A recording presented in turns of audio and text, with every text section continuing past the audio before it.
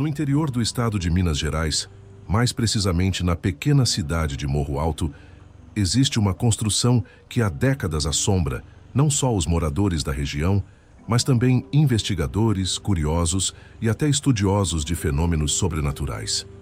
Localizada no topo de uma colina cercada por mata fechada e constantemente envolta por uma névoa espessa, ela é conhecida simplesmente como a Casa da Colina. Quem vive em Morro Alto sabe que aquele lugar carrega um passado sombrio. Desde crianças, os moradores escutam alertas dos mais velhos. Não se aproxime daquela casa, coisas ruins vivem lá dentro. Mas o que de fato aconteceu ali? O que tornou aquela residência um dos maiores mistérios sobrenaturais do Brasil? Tudo começou em 1921, quando o empresário Antônio Ribeiro de Souza, natural de Belo Horizonte, decidiu construir uma casa de campo afastada, buscando paz e tranquilidade, longe da cidade grande. Rico, influente e dono de terras, Antônio queria criar um refúgio para sua família, a esposa Dona Matilde e os 3 filhos pequenos, Eduardo, Sofia e Beatriz. A construção parecia simples à primeira vista.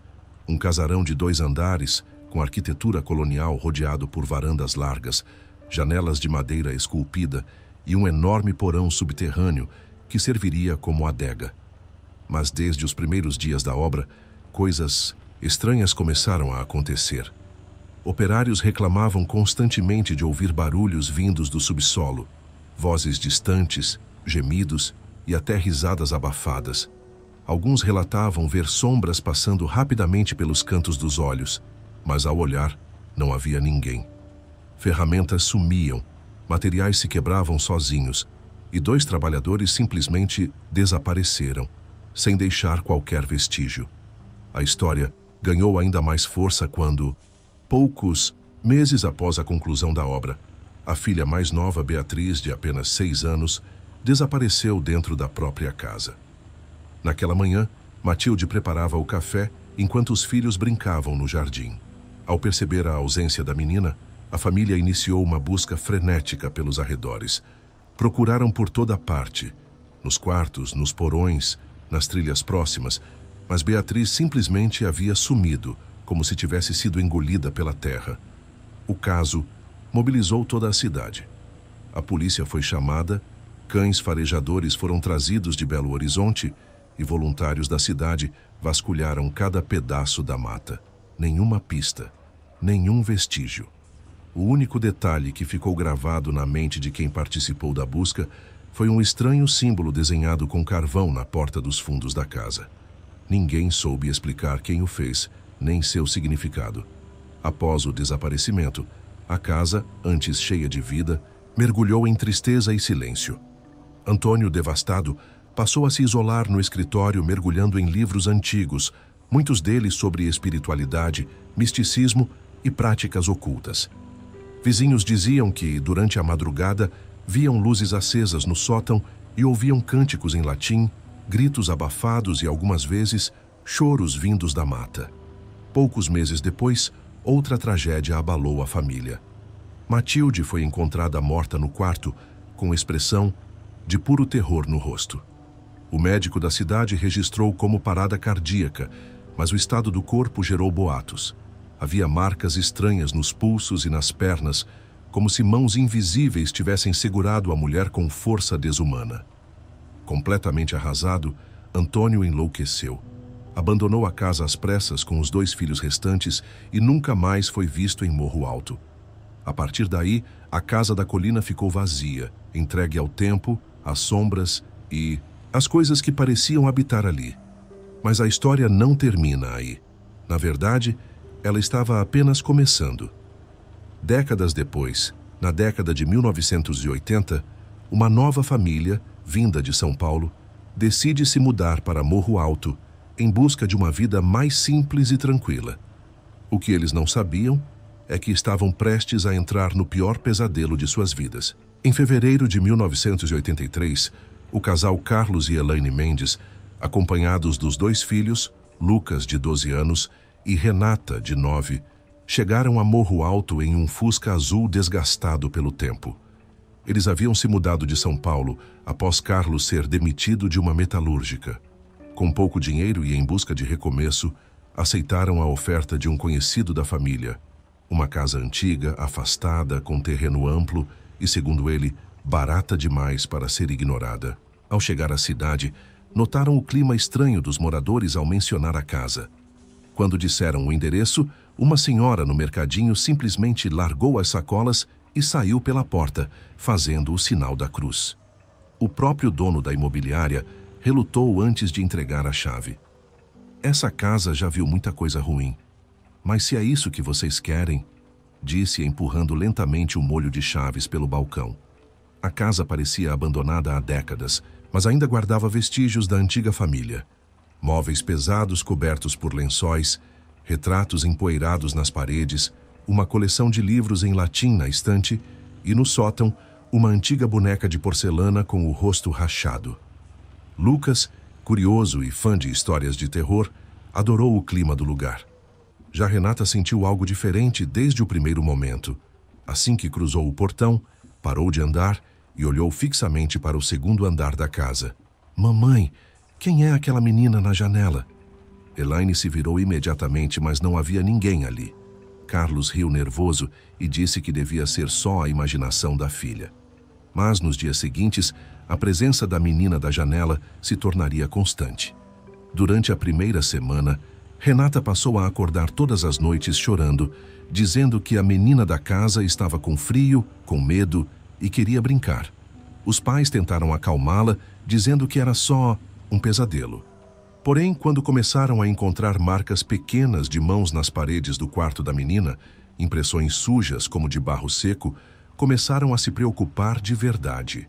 Certa manhã, Elaine encontrou todas as bonecas da filha posicionadas em círculo no meio do quarto, com a boneca de porcelana no centro. Renata jurou que não foi ela. Quando Lucas tentou brincar, a boneca caiu sozinha da estante, mesmo estando bem posicionada. Carlos, embora cético, decidiu trancar o sótão. Mas naquela mesma noite, ouviram passos pesados vindo de cima. Quando subiram para verificar, encontraram a porta arrombada, como se algo do outro lado tivesse forçado para sair. O ápice do terror daquela semana aconteceu quando Renata desapareceu por algumas horas. A família procurou por toda parte, até encontrá-la escondida atrás de um armário no porão, tremendo e murmurando palavras desconexas. Entre elas repetia um nome que ninguém conhecia. Beatriz. Ela disse que mora aqui, que está presa aqui. A partir desse ponto, a tensão na casa se tornou insuportável. Lucas começou a ter crises de sonambulismo, escrevendo em folhas aleatórias símbolos parecidos com os encontrados na década de 1920. Elaine passou a ter pesadelos constantes com uma mulher gritando e sombras que saíam das paredes. Carlos, inicialmente incrédulo, passou a ouvir a voz da filha desaparecida chamando seu nome pelos corredores, mesmo quando ela estava dormindo no quarto. Os Mendes estavam sendo lentamente consumidos pela energia da casa, e quanto mais tentavam resistir, mais a casa se alimentava deles. Mesmo diante de todos os sinais, Carlos relutava em deixar a casa. Insistia que era apenas estresse, cansaço da mudança, imaginação infantil. Mas o comportamento da família piorava visivelmente. Elaine, antes uma mulher calma, passou a ter surtos repentinos de agressividade, quebrando objetos sem lembrar depois. Lucas parava de falar por horas e desenhava figuras cada vez mais perturbadoras. Olhos negros, rostos distorcidos e a casa sendo engolida por raízes escuras. Renata, por sua vez, tornou-se apática, como se algo dentro dela tivesse morrido.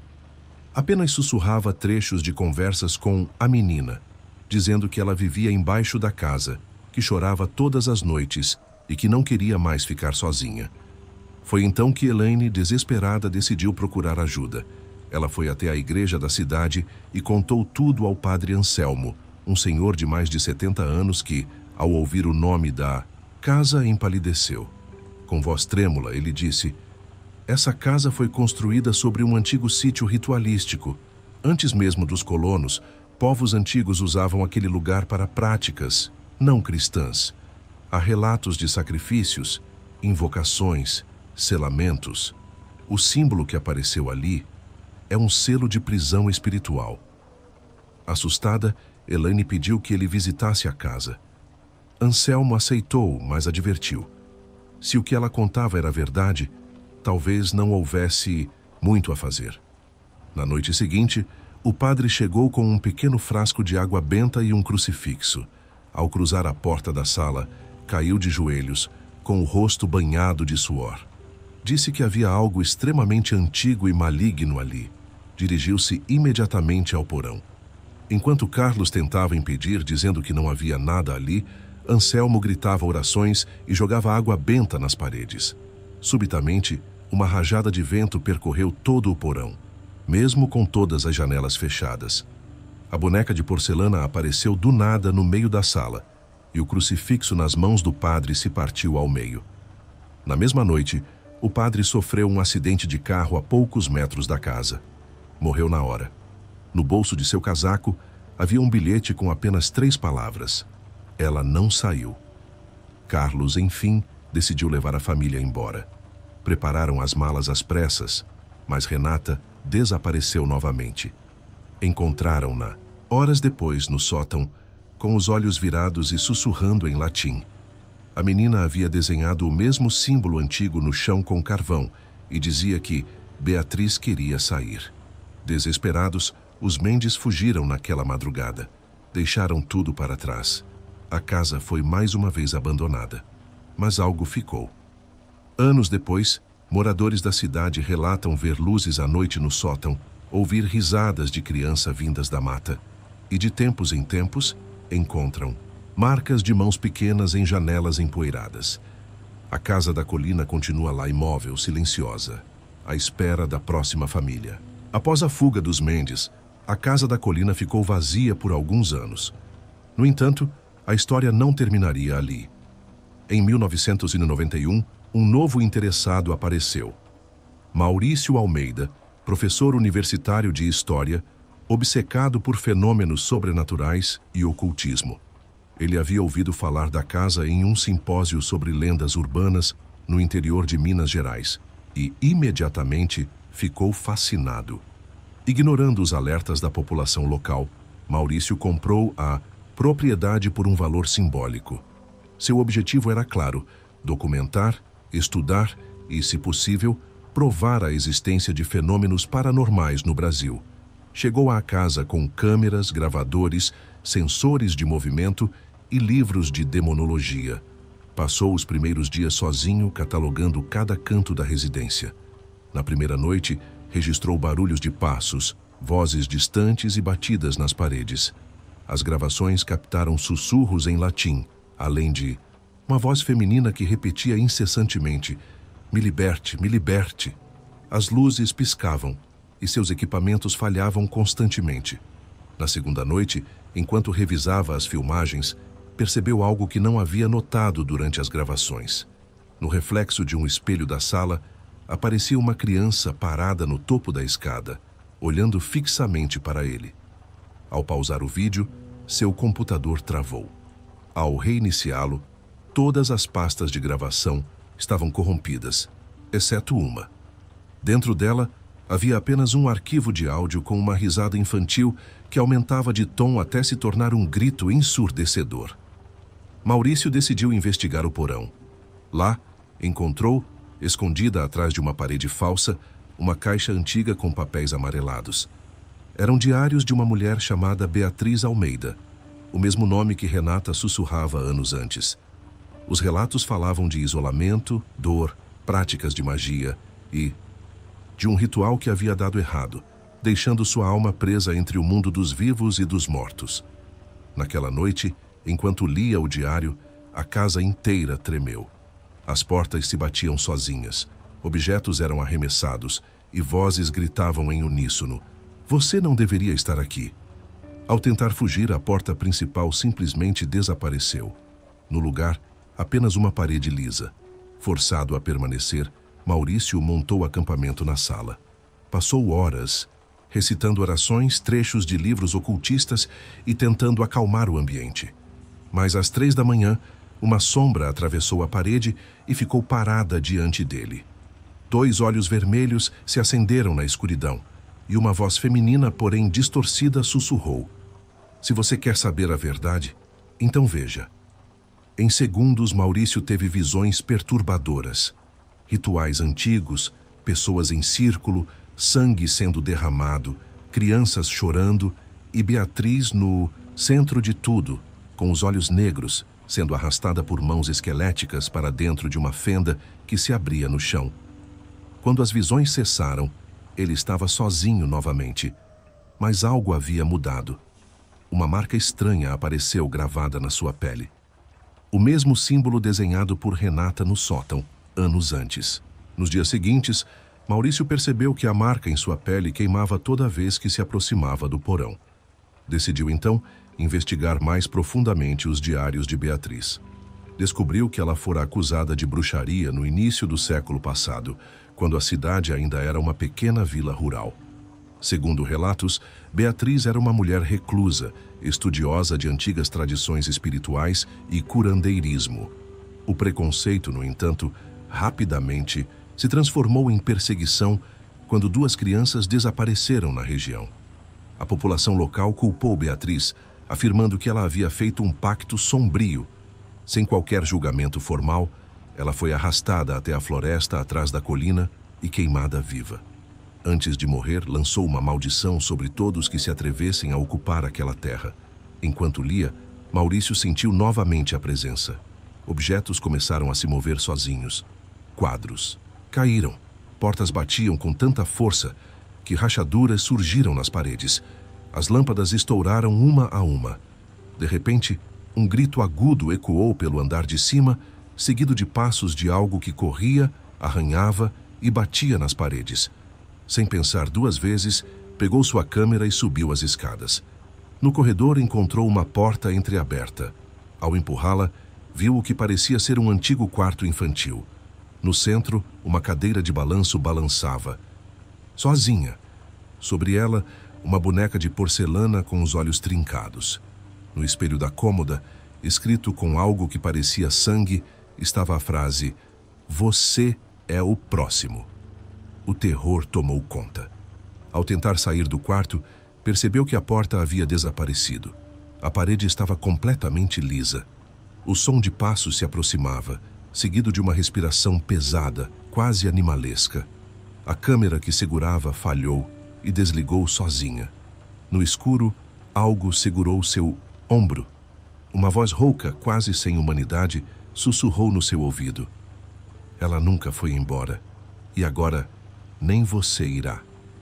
Desesperado, começou a gritar por ajuda.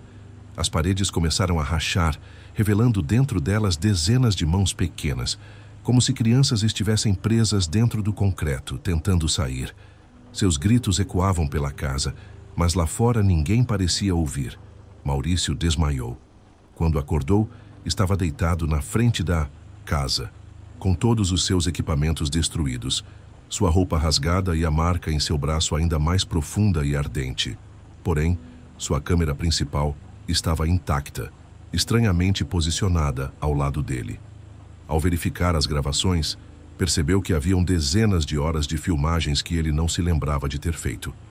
Nelas, aparecia andando pela casa, conversando com alguém, mas no vídeo não havia ninguém além dele.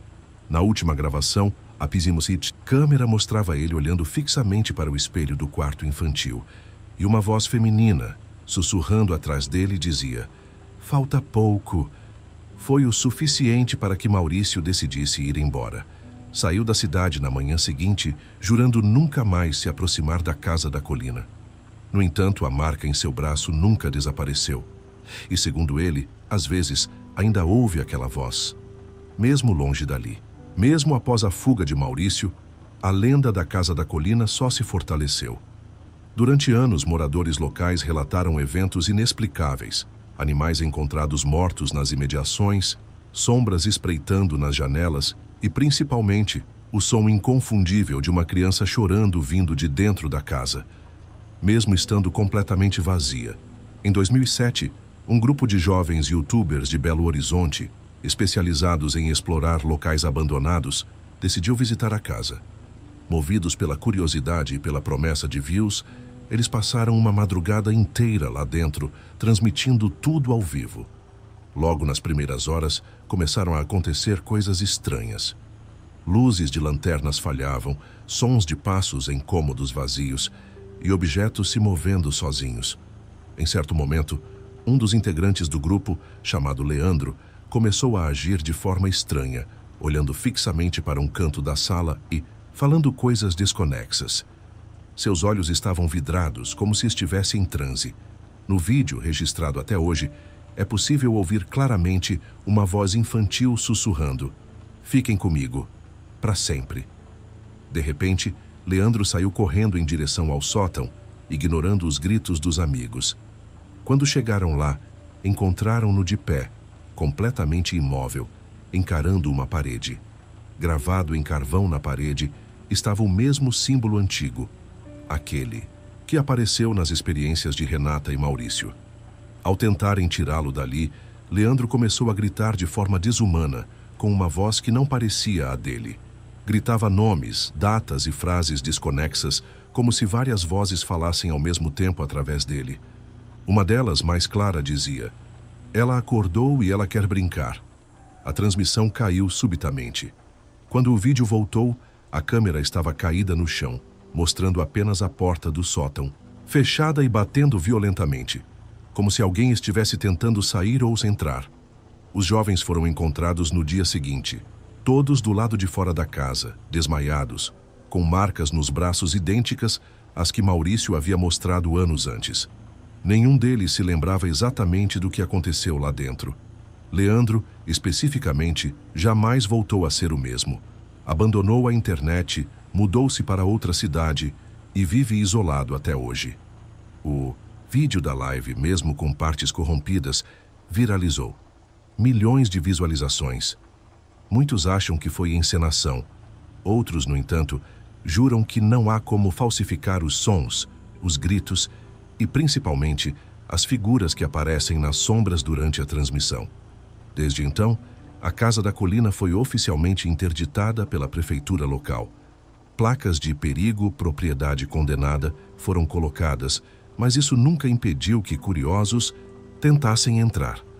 Alguns conseguem sair ilesos, outros simplesmente desaparecem. O que se sabe é que, após cada visita, marcas aparecem nas paredes, mãos pequenas, símbolos estranhos e, em alguns casos, mensagens escritas no espelho do quarto infantil. Ainda falta um. Nos anos seguintes, a Casa da Colina permaneceu interditada, mas as atividades sobrenaturais pareciam se intensificar. Moradores das redondezas relataram que, durante as madrugadas, era possível ouvir cantigas de ninar, vindas do interior da casa, seguidas de risadas infantis e batidas fortes, como se algo ou alguém tentasse sair de lá. Em 2015, um grupo de pesquisadores paranormais do Rio de Janeiro, conhecidos como Caçadores do Sobrenatural Brasil, decidiu documentar profissionalmente os fenômenos da casa. Eles utilizavam equipamentos modernos, como câmeras térmicas, gravadores de EVP, voz eletrônica e sensores de movimento. Logo na chegada, os sensores acusaram movimentos dentro da casa, apesar de não haver ninguém lá. Ao adentrarem, as câmeras térmicas captaram silhuetas humanas em vários cômodos, especialmente no sótão e no porão, exatamente os locais mais mencionados nos relatos anteriores. Durante a investigação, um dos membros do grupo, Fabiana, começou a sentir fortes dores de cabeça e náuseas. De repente, ela desmaiou no quarto infantil. Quando os colegas tentaram reanimá-la, perceberam que sua pele estava coberta por arranhões, como se pequenas mãos tivessem apertado seu corpo com força. Ao acordar, Fabiana dizia repetidamente: "Ela não quer que a gente vá embora. Ela quer brincar." O grupo tentou encerrar a investigação, mas as portas da casa não abriam mais. As fechaduras estavam emperradas e as janelas, que antes estavam quebradas, agora pareciam intactas e impossíveis de serem abertas, como se a própria casa tivesse se trancado. As gravações mostraram luzes que se acendiam sozinhas, objetos levitando e, em certo momento, uma figura feminina, de longos cabelos pretos, aparecendo no fundo do corredor, olhando fixamente para eles. Sua face era completamente distorcida, os olhos fundos e a boca aberta em um sorriso antinatural. Em pânico, eles buscaram uma saída pelo porão. Lá, encontraram uma passagem secreta, parcialmente desmoronada, que levava a uma câmara subterrânea. No centro, havia um círculo desenhado no chão com símbolos antigos, velas derretidas e restos de ossos, possivelmente de animais e, assustadoramente, algo que parecia ossos humanos. Pendurado na parede, um espelho antigo refletia não os membros do grupo, mas sim a imagem de uma criança parada, olhando diretamente para quem se aproximasse. E no vidro estava escrito, como se feito com pequenos dedos: "Ainda não acabou."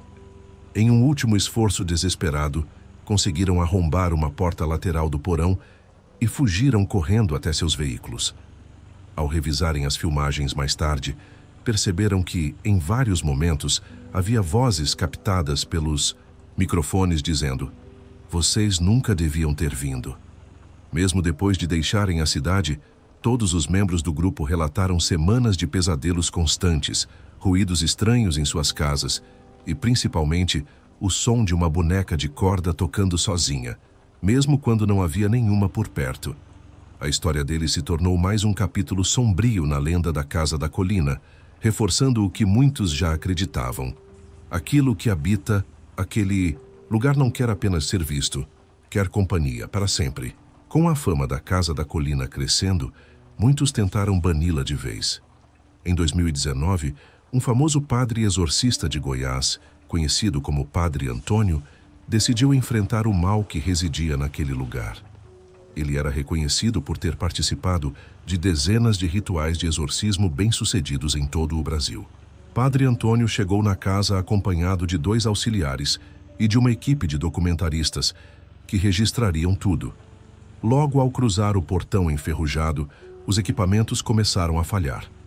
As câmeras desligavam sozinhas e os microfones captavam ruídos estranhos, como sussurros em latim misturados com risadas infantis. Ao entrar, o padre começou a rezar borrifando água benta pelos cômodos. Mas ao chegar no quarto infantil, a cruz que ele segurava simplesmente quebrou em suas mãos. Nesse instante, uma ventania tomou conta da casa e as portas se fecharam violentamente. Do sótão surgiram gritos agudos como de uma criança em sofrimento, seguidos de batidas ensurdecedoras. O chão tremia e as paredes pareciam pulsar como se respirassem. Padre Antônio então iniciou o rito de exorcismo em latim, mas era constantemente interrompido por vozes que imitavam a sua oração de forma zombeteira. Subitamente, uma figura apareceu no topo da escada. Uma mulher de cabelos longos, pele acinzentada, olhos negros completamente vazios e um sorriso aberto, impossível, rasgando seu rosto de orelha a orelha. Ela observava silenciosamente, enquanto o padre gritava: "Em nome de Cristo eu te ordeno, revela-te." O que se ouviu em seguida foi um coro de vozes, de crianças, mulheres e homens, todos falando ao mesmo tempo. Ela não quer ir, ela quer brincar para sempre. As luzes explodiram. A equipe correu para o lado de fora, mas Padre Antônio permaneceu imóvel em transe, encarando a figura. Seus olhos começaram a sangrar e, de sua boca, escorria uma espuma escura. Quando finalmente conseguiram arrastá-lo para fora, ele estava em estado catatônico, balbuciando palavras desconexas entre elas. "A criança, a mãe, nunca foram embora, estão presas e querem mais." Padre Antônio foi internado em uma clínica psiquiátrica e nunca mais voltou a exercer seu ministério. Os documentaristas, apesar de terem fugido com vida, perderam todo o material gravado. Os cartões de memória simplesmente queimaram, sem motivo aparente. Depois desse evento, a prefeitura lacrou completamente a entrada da Casa da Colina. Colocaram tapumes de aço, cercas e segurança 24 horas. Mas, mesmo assim, os relatos de luzes estranhas, gritos e risadas infantis continuam até hoje. O que quer que esteja lá dentro permanece ativo e parece cada vez mais forte. Mesmo com todos os esforços para interditar a Casa da Colina, Os relatos de atividades sobrenaturais não pararam. Em 2022, um grupo de estudiosos em fenômenos paranormais da Universidade Federal de Minas Gerais decidiu realizar uma investigação científica no local. Eles instalaram sensores eletromagnéticos, câmeras de infravermelho e detectores de movimento em toda a propriedade. Durante os primeiros minutos, os equipamentos começaram a registrar picos de energia inexplicáveis e as câmeras captaram vultos se movendo de um cômodo para outro. Uma das pesquisadoras do Atelena relatou sentir uma presença constante, como se estivesse sendo observada o tempo todo. Em determinado momento, uma das câmeras térmicas captou uma figura pequena, com temperatura muito mais baixa do que o ambiente, parada na porta do quarto infantil. Quando foram verificar pessoalmente, encontraram no chão uma boneca antiga, que não estava ali antes, com os olhos riscados e costura na boca. Ao pegarem o objeto, ouviram um som claro e assustador vindo do porão. Por que vocês não me deixam brincar? O grupo correu até o porão, onde as leituras de energia estavam altíssimas. Lá encontraram novamente o espelho antigo, que dessa vez refletia não os presentes, mas sim uma sala cheia de crianças, todas pálidas, de olhos fundos e bocas costuradas. Uma das crianças no reflexo apontava diretamente para quem olhava, enquanto sussurrava: "Ela está vindo, e vocês não vão sair." Nesse instante, as lâmpadas explodiram. Uma rajada de vento lançou todos contra as paredes e as portas do porão se fecharam. O pânico tomou conta. Alguns membros tentaram forçar as saídas, enquanto outros rezavam ou gritavam por socorro. Após cerca de 5 minutos, que pareceram horas, as portas se abriram sozinhas. Do lado de fora, perceberam que todos os equipamentos haviam sido danificados e os arquivos das gravações simplesmente sumiram dos HDs, substituídos por arquivos corrompidos, contendo apenas um áudio repetitivo de uma risada infantil. Apesar do terror vivido, o grupo conseguiu sair fisicamente ileso, mas todos relataram sintomas estranhos nas semanas seguintes: perda de memória, pesadelos vívidos, objetos se movendo sozinhos em suas casas e, principalmente, telefonemas durante a madrugada, nos quais só se ouvia uma música de caixinha. Doutora Helena abandonou completamente a pesquisa paranormal. Mudou-se de cidade e nunca mais falou sobre o ocorrido. Ela deixou apenas uma última anotação em seu diário de pesquisa, encontrada por um colega meses depois: "A casa não é apenas assombrada, ela é viva e tem fome." O silêncio que se seguiu à última investigação parecia marcar o fim de qualquer tentativa de compreensão sobre a Casa da Colina. Nenhum curioso, caçador de fantasmas ou estudioso ousava mais cruzar os limites da propriedade. Em 2023, o terreno foi finalmente vendido para uma construtora local. A promessa era demolir o casarão e construir um condomínio fechado. No entanto, desde os primeiros dias de trabalho, acidentes começaram a acontecer. 3 operários caíram de andaimes sem explicação, todos alegando que alguém empurrou, mesmo não havendo ninguém por perto. Ferramentas sumiam ou apareciam em locais perigosos e vozes de crianças eram ouvidas entre os escombros. Durante a demolição da parte central da casa, encontraram uma câmara subterrânea que não constava em nenhuma planta anterior. Dentro dela havia objetos antigos, brinquedos quebrados, roupas infantis manchadas, diários com caligrafia de criança e um espelho, o mesmo descrito por todos os que investigaram a casa. Mas havia mais: um pequeno caixão, lacrado com correntes enferrujadas. A equipe de escavação imediatamente parou os trabalhos. Um dos engenheiros, movido pela curiosidade, abriu o caixão. Dentro não havia um corpo, mas sim uma boneca feita com pedaços de pano, cabelo humano e olhos de vidro, costurada com linha vermelha e envolta em símbolos religiosos riscados e invertidos. Naquele exato momento, todos os equipamentos eletrônicos desligaram e a terra tremeu levemente. Muitos juraram ter ouvido um grito vindo debaixo do solo. O engenheiro que abriu o caixão desapareceu na mesma noite. Seu carro foi encontrado abandonado a alguns quilômetros dali e dentro havia apenas a boneca, sentada no banco do passageiro. Após o ocorrido, a obra foi abandonada. A construtora entrou com um pedido de cancelamento do projeto e o terreno foi novamente isolado. Desde então, nenhuma empresa aceita realizar qualquer intervenção no local.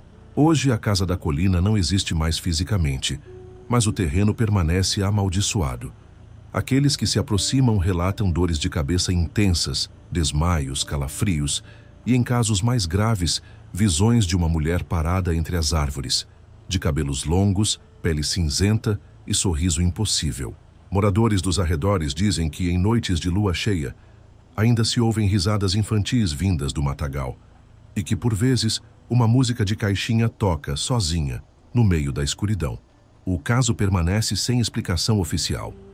Mas para os que ouviram os relatos, viram os registros e conheceram as vítimas, uma coisa é certa: o mal que habitava aquela casa não foi derrotado, apenas adormeceu. E como todo mal adormecido, ele espera. Espera ser acordado por alguém curioso o suficiente ou tolo demais para respeitar os avisos.